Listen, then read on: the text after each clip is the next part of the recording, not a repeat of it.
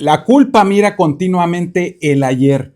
La misericordia del Señor Jesús abre la puerta del mañana. Este evangelio es para ti, querido joven. Mateo 10 del 7 al 15, cuando el pasado todavía pesa sobre tu corazón. Hay heridas que todos pueden ver en nosotros o en ti, pero existe una que suele esconderse muy bien: la culpa.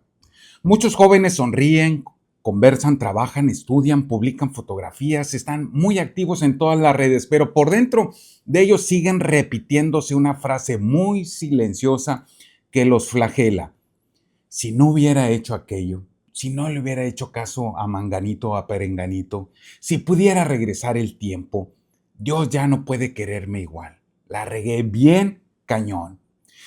El maligno enemigo, sí, el demonio, conoce muy bien esta herida, por ahí respira, porque sabe que un joven esclavizado por la culpa difícilmente, sí, esclavizado por la culpa, difícilmente creerá que puede regresar al camino del bien, a ser santo, a comportarse con alguien de firmeza en querer siempre caminar por el lado de la luz del amor de Dios. Por eso Cristo Jesús el Señor, comienza el evangelio anunciando algo extraordinario para ti, para todos los jóvenes y para nosotros los no tan jóvenes. El reino de Dios está cerca, es decir, la misericordia ya llegó, la gracia de Dios ya comenzó, el amor de Dios ya salió a buscarte, y cuando Cristo Señor, el Señor se acerca, el pasado deja de tener la última palabra, aunque haya quienes te señalen. El pecado existe, la culpa también, pero el Evangelio anuncia algo infinitamente mayor: la misericordia de Dios. El Señor de la misericordia nunca minimiza nuestros errores, pero tampoco permite que ellos definan nuestra identidad, y nos da la oportunidad de reparar, ¿sí?, de enmendar y lograr así reafirmar el bien en nosotros. Porque un pecado, si un mal, un gran mal confesado, vale más, ¿sí? La frase es esta: cuando un gran mal confesado jamás vale más que la sangre derramada de Cristo Jesús el Señor por ti y por mí. Así de grandioso su amor por ti y por mí. Nuestra identidad no nace de nuestras caídas, y vaya que las hemos tenido y probablemente las tengamos más adelante. No, nuestra identidad nace del bautismo. Somos hijos muy amados, llamados a permanecer fiel, ayudando a guardar el orden, es decir, la santidad. Y es que la palabra santidad lo imaginamos nada más para los bultos que están en el templo de nuestra Madre Maestra, la iglesia de los diferentes santos. No, también estamos nosotros invitados. San Agustín decía: Dios juzga con justicia, pero busca siempre salvar con misericordia al corazón que vuelve a Él, que vuelve a Él. Ahí está la clave, regresemos a Él. Santa Catalina de Siena escribía: la misericordia de Dios es un mar donde se ahogan nuestros pecados cuando nos abandonamos confiados a Él. San Antonio María Zacarías enseñaba: nunca te canses de comenzar de nuevo, porque Dios nunca se cansa de levantarte. San Agustín decía: desde que me convertí, nunca he dejado de convertirme. Es decir, todos los días hay que echarle ganas. San Juan Crisóstomo afirmaba: no es el pecado lo que pierde al hombre, sino desesperar y desconfiar de la misericordia de Dios. San Camilo de Lelis recordaba: donde hay una herida, ahí debe de llegar primero el amor de Cristo Jesús. San Gregorio de Nisa enseñaba: el alma siempre puede volver a creer cuando vuelve su rostro a Dios. Sí, y el Papa Francisco nos lo decía, nos recordaba mucho: Dios nunca se cansa de perdonar, somos nosotros quienes nos cansamos de pedir perdón. Recordemos que ya se nos ha explicado que integrar nuestra historia personal permite sanar las experiencias dolorosas en lugar de quedar prisioneros, atados a ellas. Y se nos ha observado que la madurez implica reconocer las propias faltas sin convertirlas en una condena permanente. Y se nos ha mostrado que muchas personas mantienen sentimientos de culpa porque sostienen pensamientos rígidos y absolutistas, perfeccionistas sobre sí mismos, tiranos sobre sí mismos. Afirmaban: muchos científicos en la neurociencia que el crecimiento humano requiere aceptar la propia realidad para poder desarrollarse plenamente y así poder excretar esos neurotransmisores que nos dan la fuerza de seguir adelante. Explica también la neurociencia que nos permite estos neurotransmisores tener la esperanza, ¿sí? Desarrollar la esperanza que permite romper el ciclo de la impotencia aprendida y la frustración y abrirse nuevamente al futuro, es decir, bajarle al cortisol. Y también se nos ha enseñado que la actitud interior puede cambiar profundamente la dirección de nuestra vida y se nos ha mostrado que las emociones dependen en gran medida del significado que damos a los acontecimientos. Así, la ciencia, la neurociencia y la ciencia de la mente ayuda a comprender cómo funciona la culpa. Y hoy el Evangelio revela cómo la misericordia de Dios puede transformarla. Y aquí aparece una de las armas favoritas del maligno enemigo, Satán, el demonio, en nuestra dimensión espiritual. No necesita convencerte de cometer nuevos errores, ¿eh? Le basta repetirte constantemente los antiguos errores y te susurra al corazón: nunca cambiarás, sigues igual y seguirás siempre siendo el mismo. Dios ya no puede confiar en ti. Eres tu pasado, toda esa muerte y miseria que has provocado en los demás porque has abusado de los demás. Es lo que te mereces y es en lo que vas a estar, aunque te esté yendo bien. Eso no es cierto, ¿sí? Así nacen cadenas y ataduras muy profundas en nosotros, de vergüenza, desesperanza, de autorrechazo, de tristeza espiritual, de alejamiento de Dios, de los demás, de los sacramentos, de la iglesia, de la familia. Pero el Señor Jesús hoy responde de otra manera. No llama primero a los perfectos o a los inmaculados de nacimiento. No, llama a los discípulos.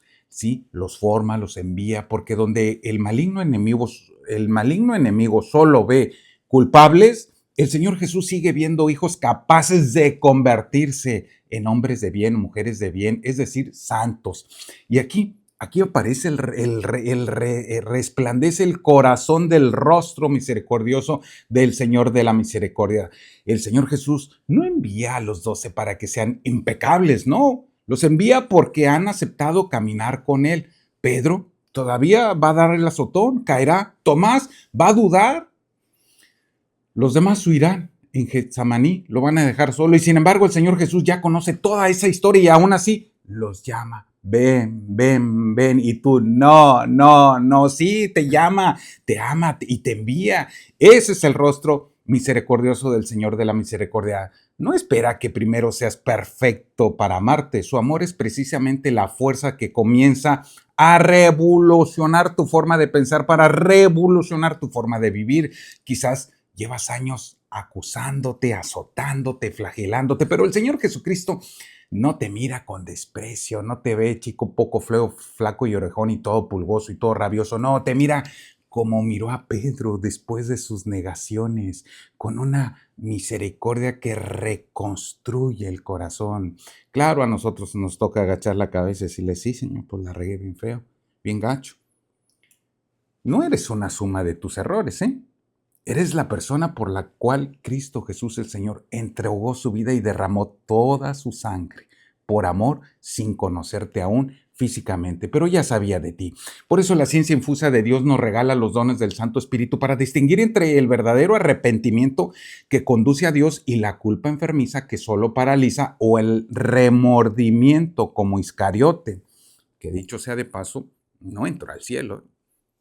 Eso es don de discernimiento, conocimiento para reconocer con humildad nuestras faltas sin perder de vista el amor inmenso con que Dios nos sigue mirando y nos seguirá mirando mientras tengamos vida. Sabiduría para que la misericordia, comprender que la misericordia de Dios siempre tiene la última palabra cuando nos abrimos y hablamos sinceramente con Él. Sanidad espiritual para sanar las heridas interiores provocadas por el pecado, el rechazo a Dios, nosotros y el autorreproche constante. Fe para creer que ninguna caída es más grande que el poder redentor de Cristo Jesús el Señor. Fortaleza para levantarnos una vez más y volver a comenzar cuantas veces sea necesario, tomados de su mano, de su misericordia, echándole ganas, no dejándonos caer, ¿eh? Eso, porque caída y levantada, que acabo me perdona.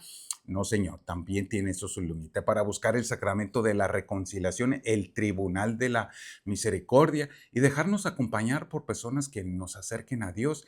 Eso es el conocimiento, consejo, piedad, para volver al Padre Celestial con la confianza que un hijo se sabe que siempre encontrará sus brazos abiertos. Y tenemos otro grandioso regalo que es del cielo, el santo temor de Dios, que no nos hace vivir atemorizados, nos hace valorar inmensamente el amor del Padre, el valor de la vida eterna, el valor del alma y nos recuerda que el pecado hiere, nos aleja de la comunión con Dios, pero también que Él nunca deja de esperarnos. Este don nos mueve a alejarnos del mal, no por miedo al castigo, sino porque no queremos romper esa amistad con aquel que tanto nos ama.